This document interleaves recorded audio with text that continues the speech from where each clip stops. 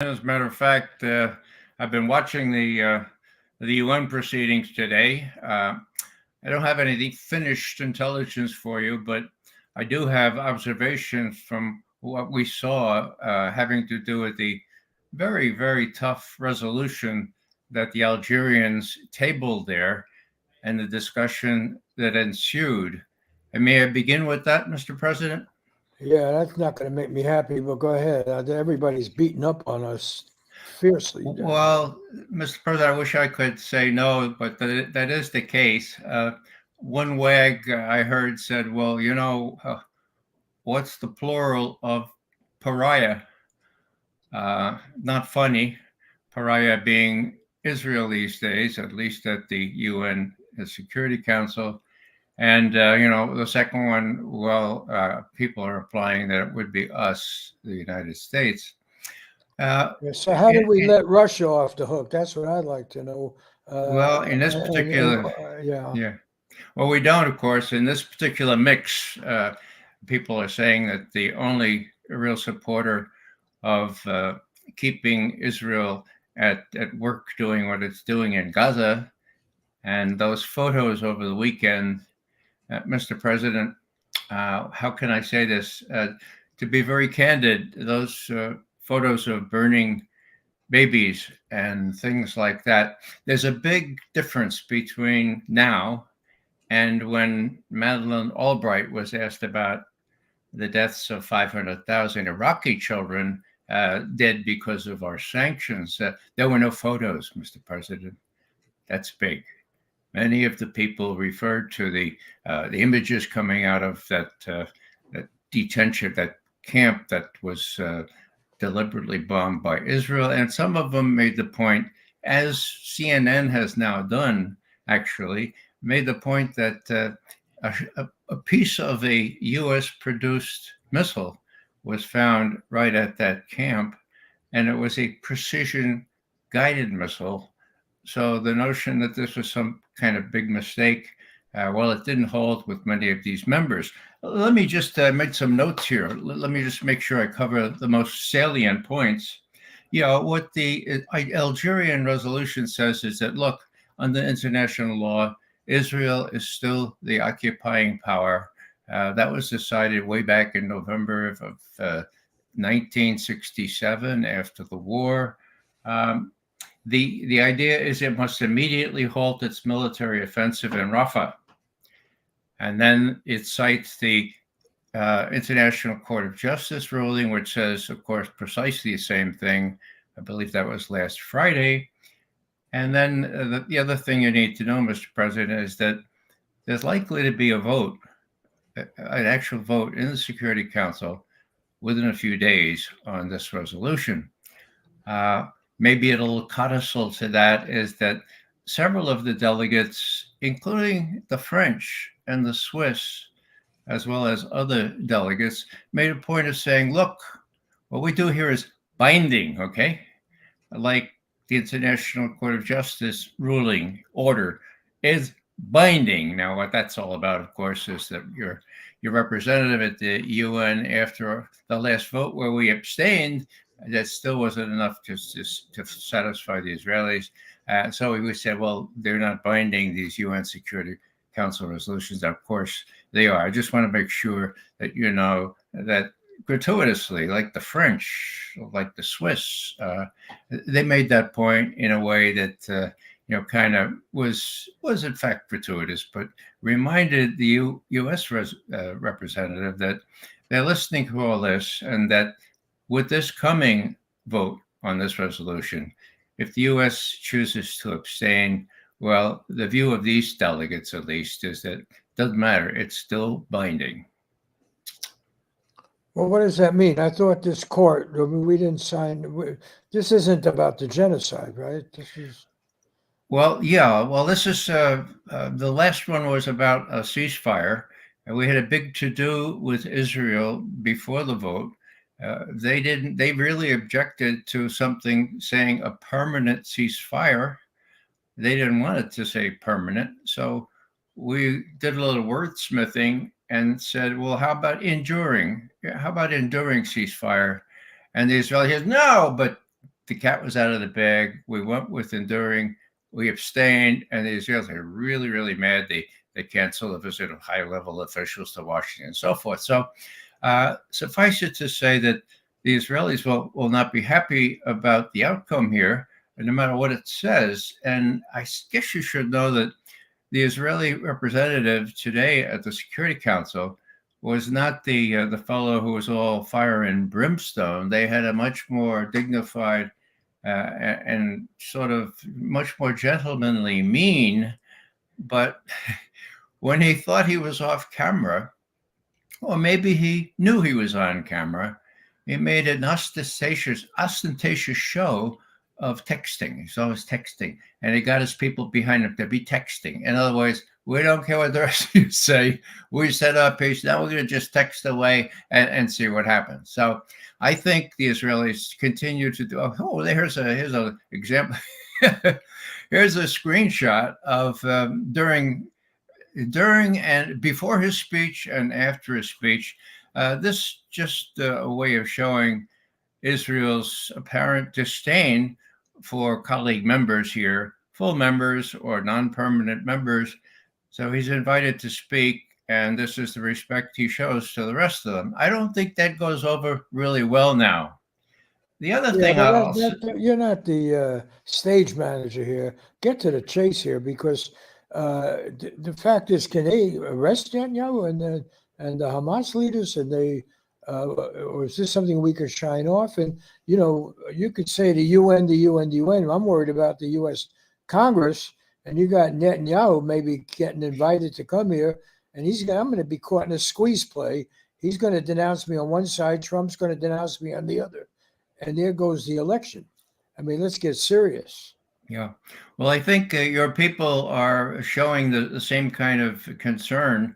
Actually, John Kirby, who's Sullivan's spokesperson, has said, no, we've the preliminary thing here, but we find it very imbalanced. Why is it imbalanced? Because it does not refer to October the 7th, when Hamas launched that horrific attack. So it's the same wordage being used now as when 3 of those resolutions were vetoed by the U.S. and then one abstained about. All I'm saying, Mr. President, is that it's getting pretty tense here.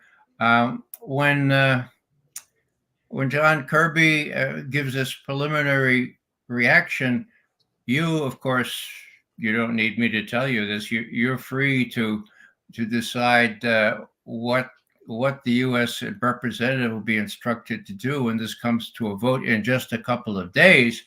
But I'll go back to my this little quip that I heard over the air about how many pariahs is pariah plural pariahs, or was it somebody else? In other words, pariahs are going to be at the UN. It depends on how that vote goes, and that will be the next real challenge that you'll have to come up with. I would add one more thing, and that is that people are citing the red line.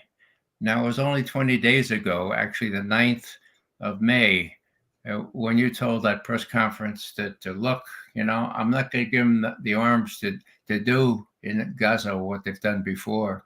You were holding up that one shipment. So the press really said, look, this is unprecedented. This is a red line. Well, I mean, there's been so much washing of that red line. It could be called a pink line now, because you do continue to give arms and every other kind of support to Israel.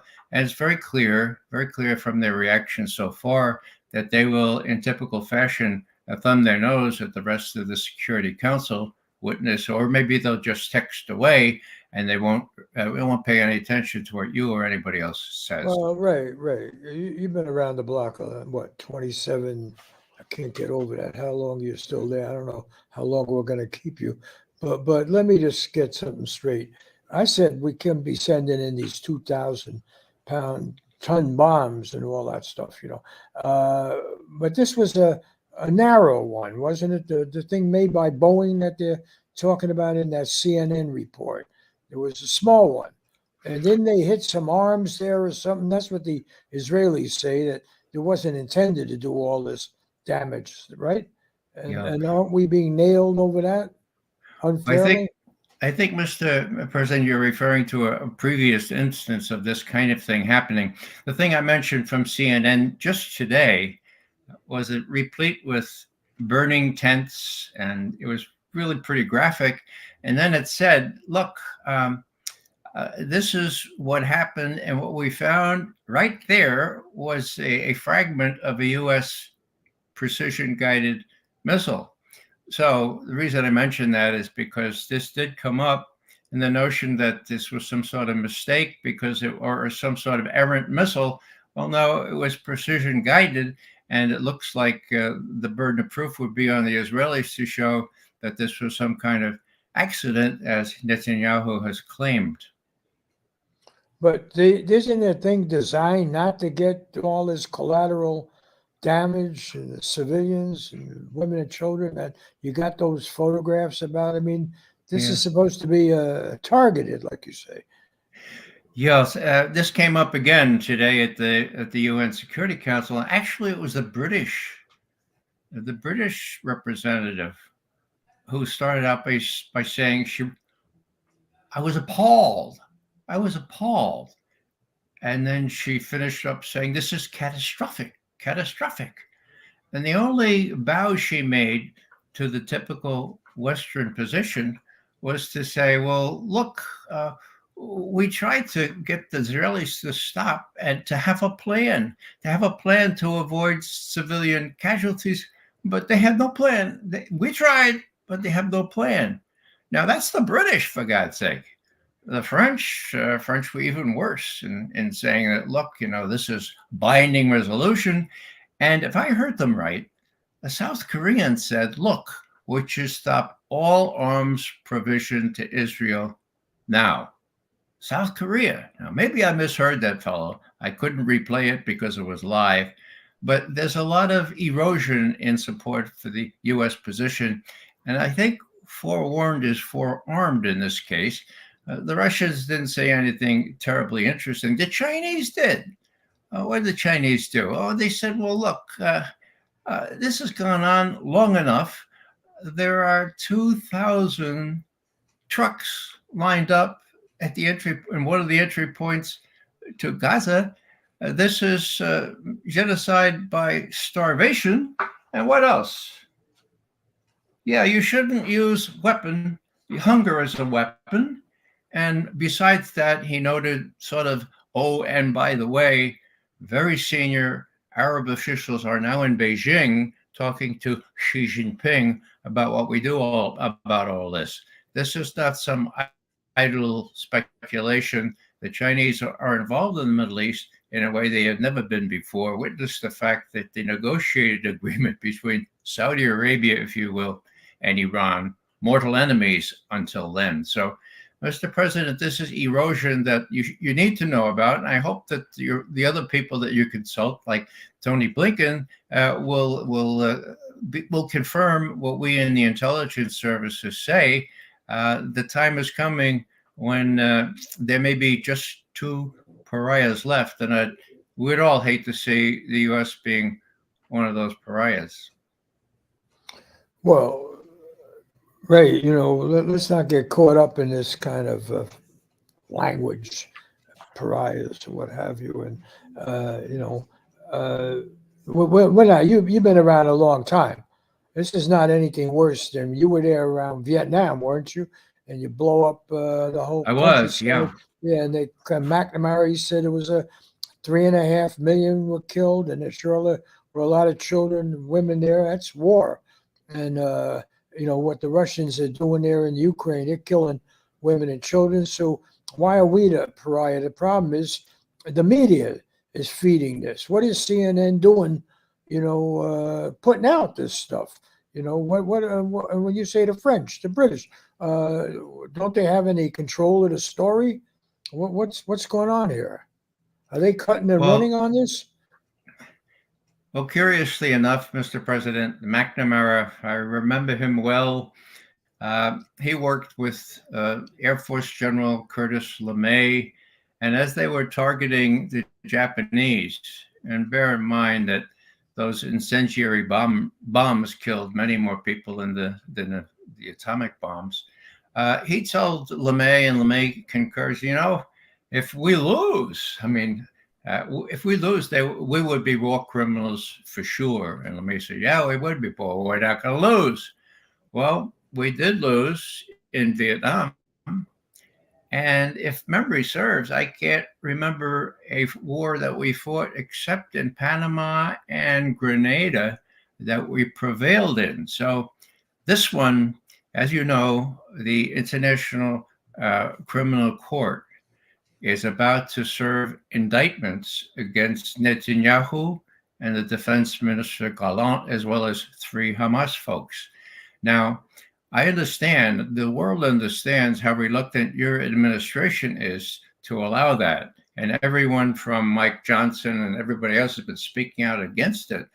And most of the world considers that sort of, a little overboard, because they think that you don't want genocide to be the subject of an ICC criminal indictment, because by extension, genocide is enabled by the people providing the arms for this genocide. And that could be, let's be candid, that could be you, Mr. President. So we all understand why you don't want this thing to go through.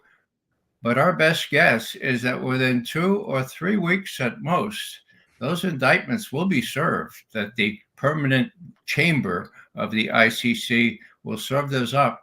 And then Netanyahu and Gallant will not be able to travel abroad without fear of being scooped up and given over to the ICC under the principle of universal jurisdiction. So it's getting pretty hairy for those folks. And for people who are supporting them, I guess one obvious question here is, well, how long should they be supported in this way? And maybe it's time to go with the flow there at the UN Security Council and realize that most people can't put up with the kinds of photos that were shown over the weekend by what Israel deliberately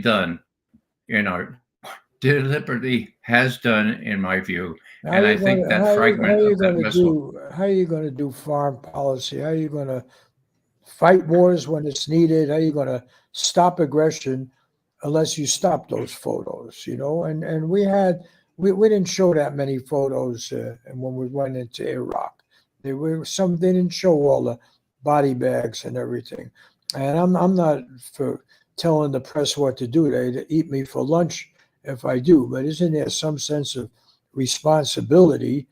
And getting back to responsibility, Ray, it's not your department, but I think this red line you want me to impose. I was told these weapons are, as you said, precisely targeted. So what's your assessment of what the Israelis are doing? Are they not listening to us? Did they know there'd be collateral damage? They got their own story about, that maybe hit off a munitions dump or something. What's the answer on that? I mean, is it, I can't cut off all military. And this thing I read in the CNN, I saw that, and they said it's Boeing. What is Boeing doing making those things, and what are they? How do they launch? I don't even know. No one's told me. Well, Mr. President, I think the last figure I saw was about 70-80% of the munitions that Israel uses comes in one form or another from us. So that would be a big deal. In other words, if the South Koreans are calling for the end of arms provision to Israel, that's something. They're wandering off the reservation, and that's big, and there's not the only one. So in answer to your question, what does Netanyahu want? I hate to be very candid about this, but he wants to exterminate those Palestinians that remain in Rafah, in that part of Gaza. The Israelis have told them to go to this safe place, and then they bomb that. This safe place. They bombed all the safe places that they designated beforehand were safe. Okay, so the idea is not that they're trying to eliminate what's left of Hamas. They want to eliminate the rest of the Palestinians. And I think once people understand that, let me give you one, for instance, so you don't have to depend on me. In his last major speech, Netanyahu, at the end, gave a Hebrew rendition of a verse from the prophet Samuel, who is talking to Saul. Okay, now Saul had messed up. Okay, this is all in the Hebrew Bible. Saul had messed up.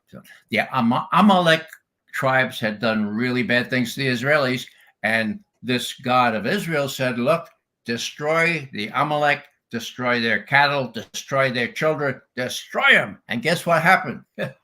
Saul said, well, maybe I'll keep some of the best cattle. Maybe I'll keep some of the best crops. And Yahweh said, Samuel, and Yahweh, according to Samuel, said, no dice, you violated that. You are going to be punished. Now, we didn't see that. That was in Hebrew, okay? But what does that say to the Israeli people? We give them no quarter. We destroy not only the Palestinians and Hamas, but we destroy everybody so that everybody is either destroyed or moved out into the Sinai where we don't have to worry about them anymore. And we have freedom from the river to the sea, which is something the Israelis are allowed to say. Or you say that in Commons in Britain or even in the House of Representatives, and you are accused of being anti-Semitic. So it's pretty complicated, but the bottom line is they want them all gone. And if they're all gone by letting them choose other places to live, and that can be arranged with the Egyptians, which has been hard so far, or whether they're all gone from starvation, or if they're all gone like the ones over the weekend, 42 of them and 200 wounded, 42 killed, including several little children whose images we saw. And the point about the CNN report and the little fragment of the U.S. precision guided instrument is that, it was precisely guided. And so that it was some sort of mistake stretches the imagination beyond the breaking point. And as I say, that case was made. So be prepared for a really bitter debate when this comes up on the table, the resolution that Algeria has put out there. And it will be a big distraction from some other priorities you have, for example, Ukraine and Russia. And I'd be happy to transition to that now, unless you have other questions on Gaza and Israel. Yeah, no, I don't have questions, but I shouldn't say I enjoy having you here, but I do pay some respect for your 27 years of service. Still lucky you're pretty alive there. But where's the rest of the staff? Why am I not getting this? And the people running state defense, what's going on here? Are you some weirdo Looney Tunes guy on the fringe? They get the same information. What's happening here? And let me ask you a question, even though it's not your department. How do we shift this back on? Maybe that's what you're going to talk about now. I was looking pretty clear on foreign policy and freedom and defending it, as long as we kept the narrative on Ukraine. Was this a Russian maneuver? They get Hamas to move like that? Did they create all this? Because they got them off the hook. Every time we make a charge about what they're doing, which, pretty clear, terrible, then they can come back now with Israel. How do we get this in? What was going on? Why did this happen now? Well, short answer, Mr. President, is that Hamas has been on the receiving end of the most oppressive policies by the Israeli government, not only Hamas, of course, but the Palestinians themselves. Back in 2005, I believe it was, Condoleezza Rice, Secretary of State at the time, said, "Hey, we should have elections. The Palestinians should be democratic, and so let's have elections." And they did. She was warned it might not come out the way you like, and indeed, that's the way it happened. Hamas won and a landslide. The PLO and the people that used to follow Yasser Arafat were marginalized. Yeah.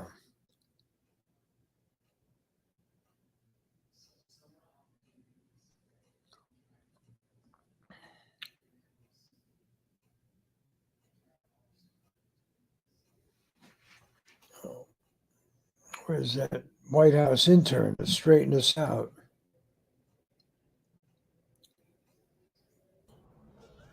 Hi, Bob. I think we lost Ray there. He's supposed to prevent this from happening. Yeah, I'm sorry, Mr. President. I think we might have to end the stream now, just to make sure we can figure this out.